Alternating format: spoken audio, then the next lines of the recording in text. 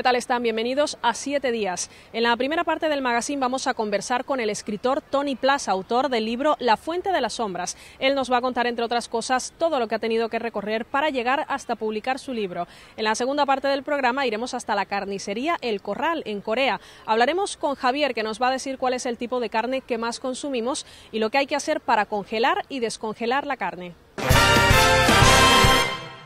Tony Plaza, escritor y autor de La fuente de las sombras. Buenas tardes. Hola, buenas tardes. Todo un placer conversar contigo y enhorabuena por esa publicación. Gracias a vosotros por invitarme a venir. Bueno, casi que debutas por todo lo alto, porque el libro, una novela, mezcla intriga, romance, de todo un poco.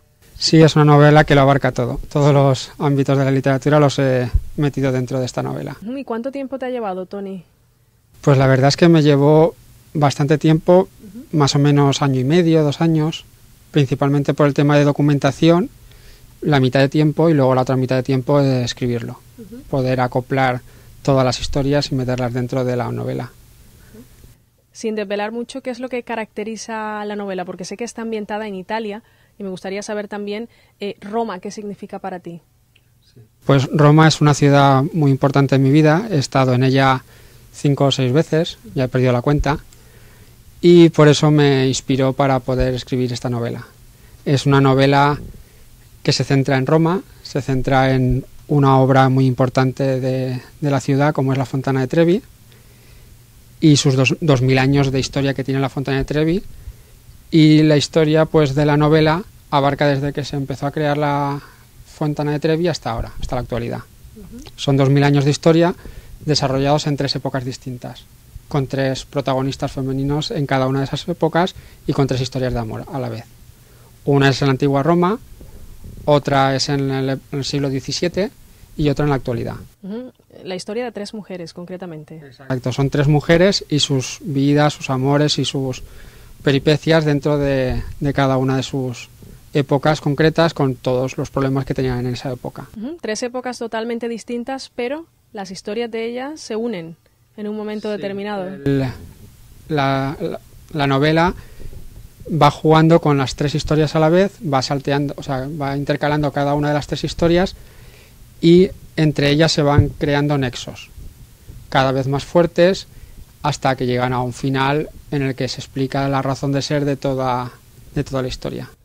Por lo general, el protagonista, suele ser un hombre, o cuando se habla de historias de amor, un hombre y una mujer, pero en este caso son 3 mujeres. ¿Cómo lo has hecho para plasmar también el carácter de una mujer? No sé si a lo mejor alguien de tu círculo cercano, tu madre, tu hermana, ¿cómo conformas el carácter y la personalidad de las mujeres de la obra? Sí, la verdad es que esto es algo bastante curioso porque ya me lo han comentado alguna persona, alguna mujer que ha leído y ha hecho alguna crítica de la novela, y dice que he sabido plasmar muy bien la psicología de la mujer en la obra. Incluso son 3 mujeres distintas, de características muy parecidas, y la verdad es que pues me he inspirado en mi mujer, en mi esposa. La conozco, sé cómo es, y a través de esos conocimientos pues he conseguido plasmar la personalidad de estas 3 mujeres. Quizá a lo mejor es una mujer dividida en 3 partes, 3 facetas de ella, y por eso he creado 3 personajes.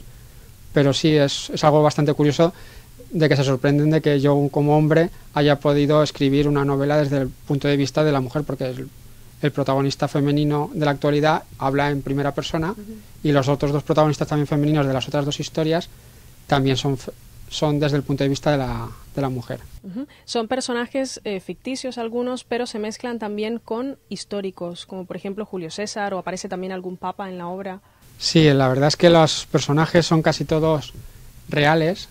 Hay más personajes reales que ficticios. El protagonista de la primera época, de Cecilia Metela, es una protagonista que es real, que existió en su momento, que tiene una tumba que podemos verla aquí en la contraportada, que esa tumba podemos visitarla en Roma, y es un personaje bastante desconocido. Es un personaje que solo se conoce que tiene ahí su tumba, que estuvo casada con un poderoso romano como era el hijo de Craso, un coetáneo de Julio César y de Pompeyo, que formaron el triunvirato, y el personaje es muy desconocido, o sea, no se sabe nada de él, solamente que murió y que fue enterrada en esa tumba. Entonces, a raíz de ese personaje, pues desarrollé una historia ficticia, por supuesto, pero basada en personajes reales. Luego, en la segunda época, en la segunda historia, la protagonista femenina ahí sí que es inventada, no existe. Lo que sí que existe es el personaje masculino, que es el arquitecto de la Fontana de Trevi, Nicola Salvi. Y ahí también se creó otra historia de amor entre ellos.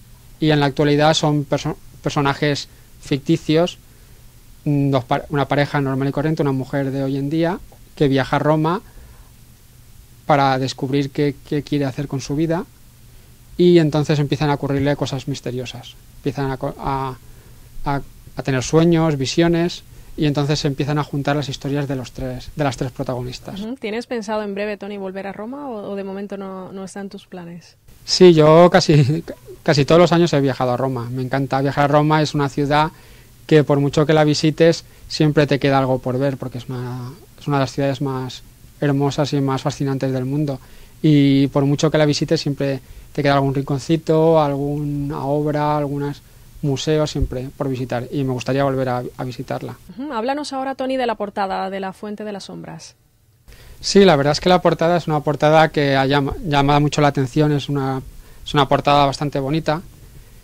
Se ve un tritón con un caballo alado, son los personajes que aparecen en la Fontana de Trevi, estas son las esculturas.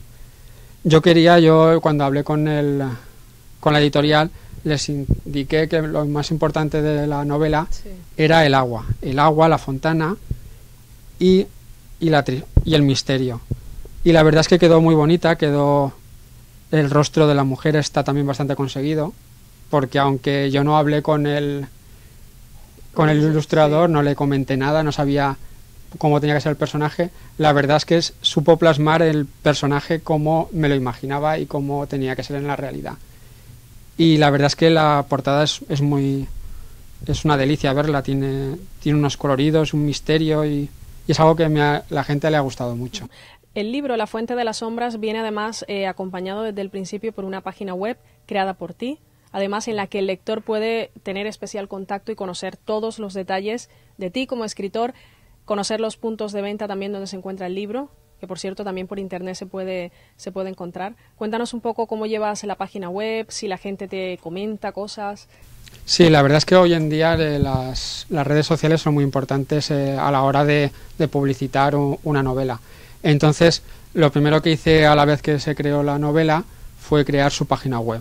Es una página web creada por mí, la he hecho yo por completo, y en ella pues se pueden ver fotos de los lugares, porque todos los lugares que aparecen en la novela existen en la realidad.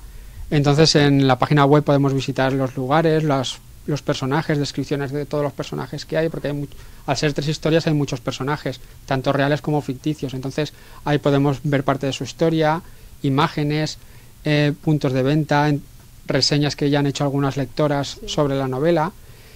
Pueden adquirir la novela a través de internet, en todas las páginas web de los centros comerciales, Amazon, incluso en ebook se puede adquirir también por un precio irrisorio, por 0,89 céntimos se pueden comprar hoy en día la novela por ebook.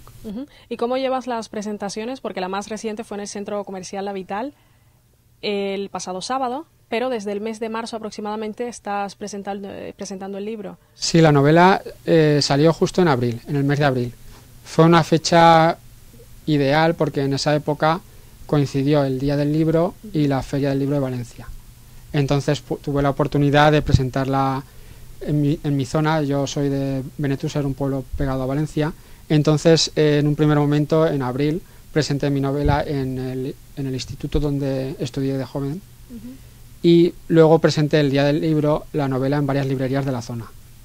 Y luego, a principios de mayo, la presenté en la Feria del Libro de Valencia. Estuve ahí en los viveros, en la caseta de una librería, presentando la novela. Y ahora, pues después del verano, ya es cuando hemos venido hacia aquí y hemos hecho la presentación en Gandía. Y en enero tengo ya prevista la presentación en la FNAC en Valencia, el 17 de enero. Muy bien, ¿y cuál es la inquietud principal de los lectores cuando se acercan a ti, que te preguntan de la novela? Pues, aparte de lo que ya he comentado de que no se creen, porque hay gente que ha estado leyendo la novela y me ha dicho, pero ¿de verdad lo has escrito tú? Sí. Me estás mintiendo. O sea, hay gente que no se cree, se piensan que es una mujer la que ha escrito el libro. Aparte de eso, pues me preguntan qué hay de real en los personajes, porque como es una novela que hay mucha gente que cuando lee la historia de una novela de intriga siempre se piensa que esto todo es verdad. Aquí hay partes que es verdad y partes que es mentira, que es invención del autor. Pero la verdad es que la gente pues le es curioso saber, a lo mejor hay cosas que piensan que es realidad y es ficción, y hay otras cosas que se piensan que puede ser ficción y a lo mejor es realidad. Me gusta jugar con eso, con el lector y con la intriga. Pues Toni Plaza, autor de La Fuente de las Sombras, gracias por habernos atendido y enhorabuena por el libro. Nada, gracias a ti, a vosotros, por invitarme.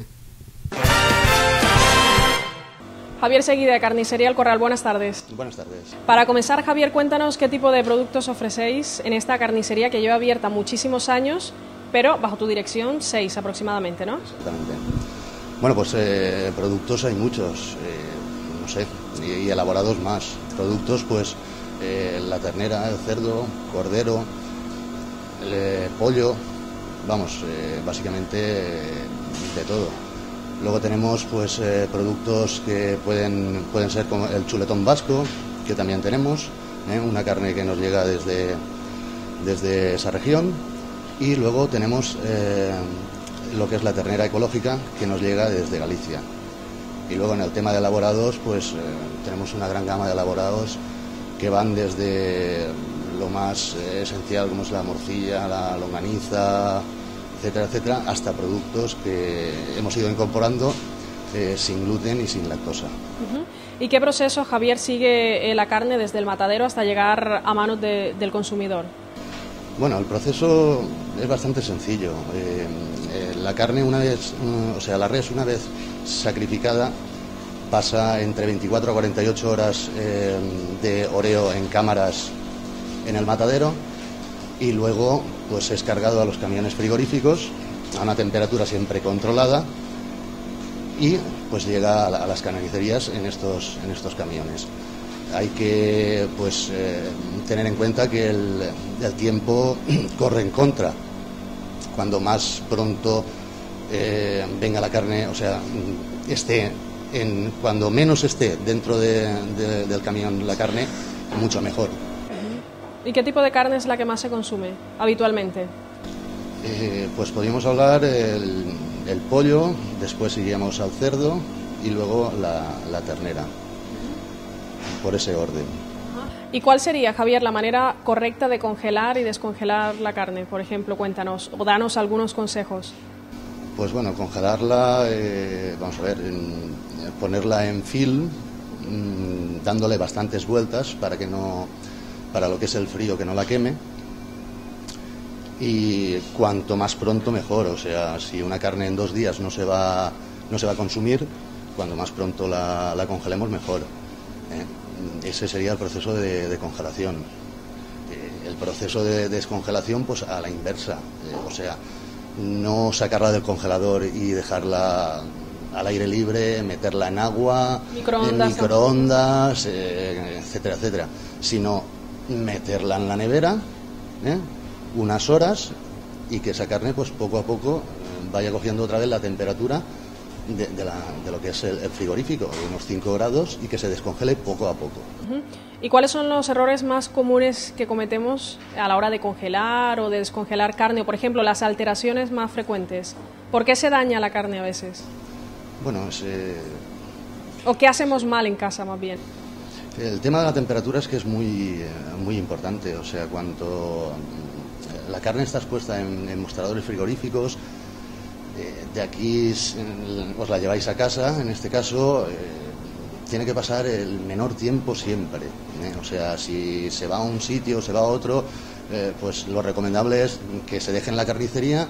Oye, pues mira, luego pasaré y la recogeré, y que no vaya pues dando tumbos por allí horas y horas, y luego pues al llegar a casa pues cogerla y ponerla en lo que es el frigorífico, bien, o sea, bien, que esté bien escampadita, y nada, y poco más. Procurar también que el frigorífico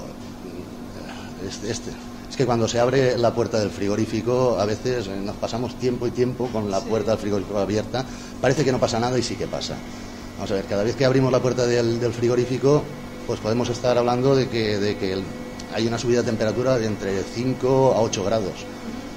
Esto afecta también a los productos.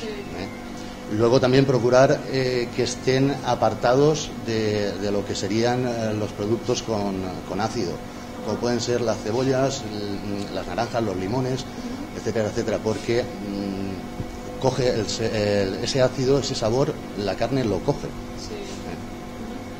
¿Tenéis embutidos también, Javier? Cuéntanos de qué tipo, qué hay. Bueno, tenemos, como he dicho anteriormente, tenemos embutidos de todas las clases, todo fabricado aquí, o sea, todo lo hacemos nosotros, y nada, longanizas, morcillas, chorizos, un sinfín de cosas. Y, como he dicho antes, pues una gama que vamos introduciendo, que son los productos sin gluten, que también los elaboramos aquí y que llevan un proceso, vamos, paralelo y un poquito más complejo. Sí, ¿se puede congelar el embutido? ¿Es recomendable? Sí, se puede congelar.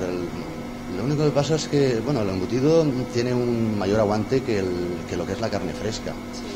Entonces, si no se va a utilizar durante 4 o 5 días, pues sí, lo recomendable es congelarlo. Y se puede congelar perfectamente como se congela la carne, ni más ni menos. Pues nada, Javier Seguí de Carnicería El Corral, gracias por tus consejos. Muchas gracias a vosotros también. Hasta una próxima ocasión, adiós.